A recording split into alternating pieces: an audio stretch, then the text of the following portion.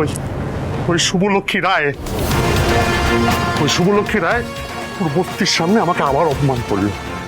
ওই মিমি বলে মেয়েটি আমার আমার ব্লগ বানিয়ে চারিদিকে ছড়িয়ে দিল। কে কে আসবে কে আসবে আমার ভাগ্য গণনা নিতে? কে আসবে আমার কাছে? দূর হয়ে যা আমার চোখের সামনে রেখে দূর হয়ে যা বলে গেছি। চল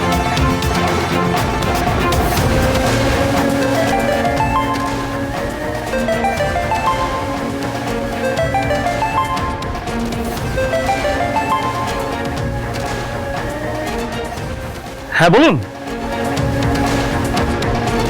কিন্তু কেন হঠাৎ? Hello hello hello. কেটে দিয়েছে। কে ফোন করেছিল? আপনার ভয়টাই সত্যি হলো গুরুদেব।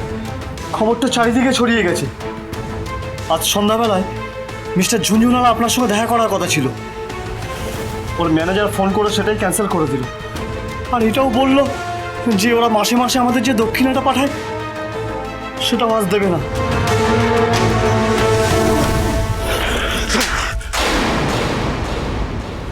এই কথাটা বলার আগে তোর লজ্জা করলো না? আমাদের আমাদের কত বড় লোকসান হয়ে গেল তুই বুঝতে পারছিস?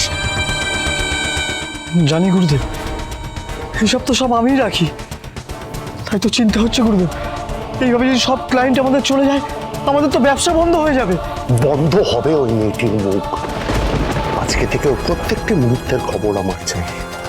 কোথায় যাচ্ছে, কি করছে, সবকিছু।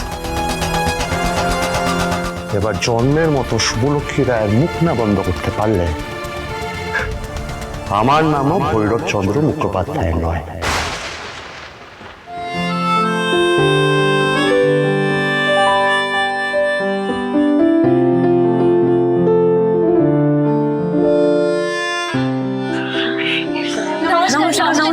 আসুন আসুন মিসেস রায়, আমাদের আত্মজানিবাসে আপনাকে ওয়েলকাম। আমাকে শুভলক্ষ্মী বলেও ডাকতে পারেন। বেশ, এই দাঁড়িয়ে রইলে কেন? ফোনের বুকাটা দাও না। হ্যাঁ স্যার, এই নিন। অনেক ধন্যবাদ। ধন্যবাদ তো আমাদের জানানোর জন্য ম্যাডাম। আপনি যে এইভাবে পৌরোহিত্য করবেন এটা তো আমরা খুব খুশি হয়েছি। আমারও সত্যি বলতে কি খুব ভালো লাগছে যে আমি এখানে পৌরোহিত্য করব, এতগুলো মেয়ের বিয়ে দেব। আর কালকেই তো বিয়ের ডেট, তাই ভাবলাম সকলের সঙ্গে এসে একবার দেখা করে যাই। খুব ভালো করেছেন। আপনি পৌরোহিত্য করবেন জেনে মেয়েরা অধীর আগ্রহে অপেক্ষা করছে আপনাকে দেখবেন বলে। এই প্রণাম করো ওনাকে। এই না না না না না না, একদম না। এরকম দুম করে সবার সামনে মাথা নিচু করবে না। আগে জেনে নেবে যে মানুষটাকে এতটাও সম্মান করা যায় কিনা। তাহলে তো দিদি তোমাকে গড় করে প্রণাম করতে হয়।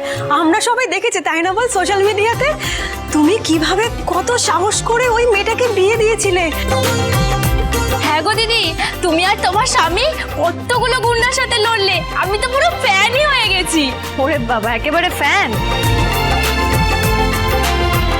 আপনি এদের কাছে খুব বড় ইন্সপিরেশন। জানেন এরা অনেকে অনাথ, এদের কাউকে নিজের মা বাবারাই বিক্রি করে দিয়েছিল কোথাও। বিভিন্ন জায়গা থেকে এদের রেস্কিউ করে আনা হয়, এখানে রাখা হয়। কিন্তু সমাজের মূল স্রোতে ফেরানোটা খুবই মুশকিল।